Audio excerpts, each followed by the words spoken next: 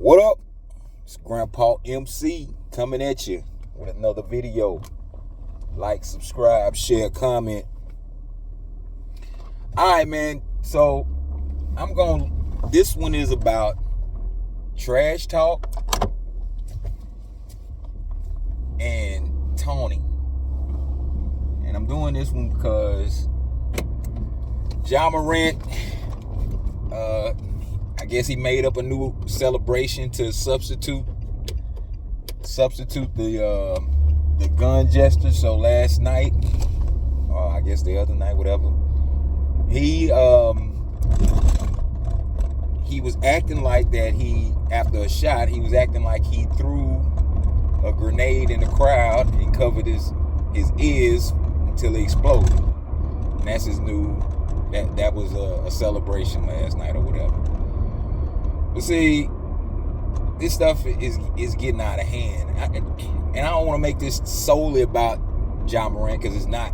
I don't intend it to be, but like, I don't know what they trying to make him into, or like trying to put him in a role as, but like, he's no Iverson. If that's what they trying to, what they trying to, imitate to I don't know, but it's wild. Like,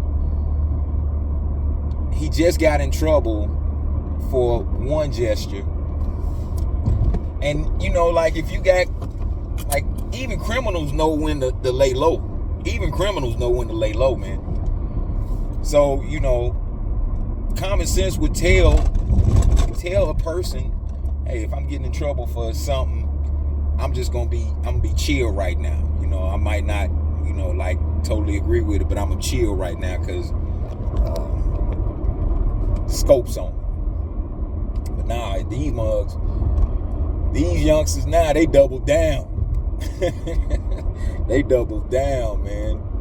And it's wild to see because it's always been trash talking. The taunting thing, that's just been it's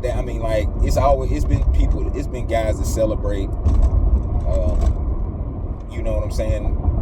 That hasn't changed. It's just now, like, it's increased tenfold because everybody, when they make a shot or something, it don't even have to be like, anyway, when they make a shot or something, they have to do some kind of crazy action or talk some trash. Like,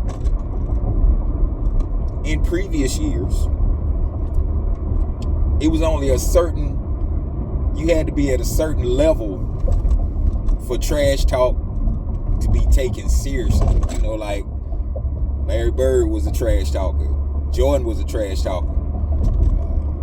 Magic and them, they didn't trash talk to the opponent. They trash talk to themselves. They was pumping each other. Reggie Miller. Shaq used to talk a lot of trash. Barkley talked trash. I mean, like, it's been okay. I can remember a great moment as I'm talking.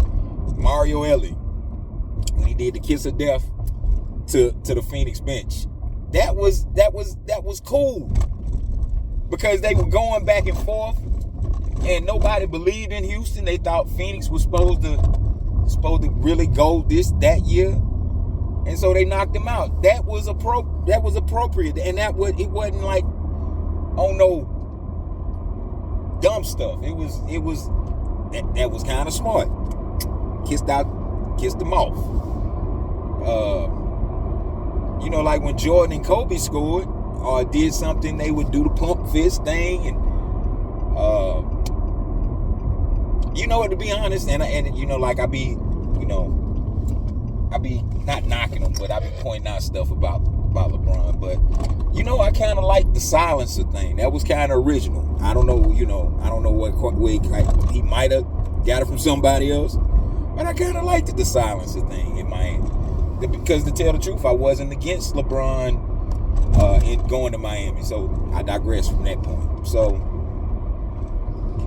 it's just now it's just getting ridiculous. Like, Steph Curry, that the stuff that he do after making a shot in previous years, somebody would have took it to him so he could, he would know, like, okay, if you're gonna do this, you're gonna have to You're going to have to face the consequences. You ain't finna show me up here. But it's all about showing somebody up. Like, getting used on the court is a part of being on the court. Like, you can't be on the court. Even the most skillful, the most tenacious defenders have gotten used. Remember Bruce Bowen? He was dirty and tenacious. But it was a pleasure to use him. That's the whole point. And when you use somebody like that, it's best to act like that you didn't do it. Like, that's just a normal thing. This is what I do. That's the more impactful action, to act like it never happened. It was a lot of times Jordan did something crazy on the court, and he'd run back down. Now, he would be saying stuff. He pumped up. There's nothing wrong with getting pumped up, but like dunking on somebody, and maybe this is my age. It's an age thing, but like every time a guy dunks, it don't even have to be really on nobody. It could be just in the open court or something. They always hollering. Dude, you know where that hollering originated from? The first team I can remember hollering might have been, but UNLV are the ninth ones with Stacey Augmon, Greg Anthony, Anderson Hunt. Butler was the one that used to be do the hollering. Butler and Moses Scurry, they were the hollers when they used to get a rebound, especially Scurry would be it was wild, but I mean, like, it was the 90s, the early 90s, but it used to be you used to have some kind of card to be able to have trash talk taken seriously. Bench guys didn't even try it unless they was like one of them bench guys. A bench guy that used to do stuff that would get on guys' nerves, and it's documented. But Wes Matthews used to get on people's nerves. And when I used to watch the Lakers, they used to bring him off the bench. He'd be kind of acting like Magic. I mean, I get it. He was doing his job, but like, it was just something about Wes Matthews, like, that was irritating. And Xavier McDaniels choked him in that famous picture. So I mean, like, it was repercussions for doing certain things on the court, or carrying yourself a certain way. You would get handled. You would get handled. But now it's like in this era where the fighting is kind of like dissuaded, even though you got Detroit Pistons doing their thing. And, there's been a couple of fights broken out the last couple of weeks.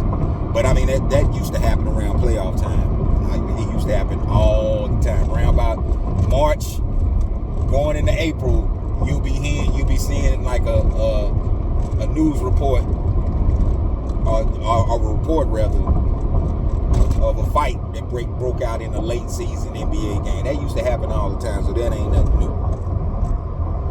But Jah Morant is slowly pushing himself out the door, because when you young and you got all that ability and it's nothing curtailing your body, then you'll get an extra little extra rope. But as you age and you start to be able, you come back to earth, so to speak, you're gonna the stuff that you was doing back then when you was young and fresh, it don't fly anymore. It's you can make the analogy to a pretty young woman. As a pretty young woman gets a lot of rope. That's just the way society rolls. But as she ages, she kind of gets discarded. There's been plenty of stories, films, whatever, that details that. So the younger, and that's when I was younger, it was a little different. But so I mean, like, I understand.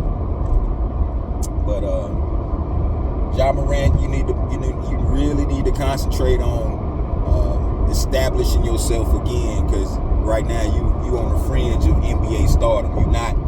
They don't consider you a star like that. You just doing your thing way off in Memphis, and really ain't nobody paying attention unless they bring it up on the news like that. Because they team, even though they got a few good players that could do something, they're kind of like a bland team. It's like the same type of players in different positions. So I mean, their team is kind of like mismatched a little bit, because they got a bunch of forwards and a couple of guards, but a bunch of forwards. So I mean, like, their team's kind of like unbalanced. But Jah Morant, get your head together, Holmes. You know, you got major talent. You do some good things on the court, but what are those things? How long is the shelf life on this career? You know, that's another point that I want to make before I close this out. Like, all these guys that came into the NBA that has had a lot of athletic ability, some more than Jordan. Some more than Jordan as far as athletic ability. But their career didn't last long because either they just didn't have the ability to endure and, lengthen out the career. But I mean, like, you doing your thing for 3, 4, 5 years is not going to put you in the annals of NBA lore. So that's just my thoughts on taunting and trash talking the NBA nowadays. It's really got kind of played out. That's just my opinion. So this Grandpa signing out.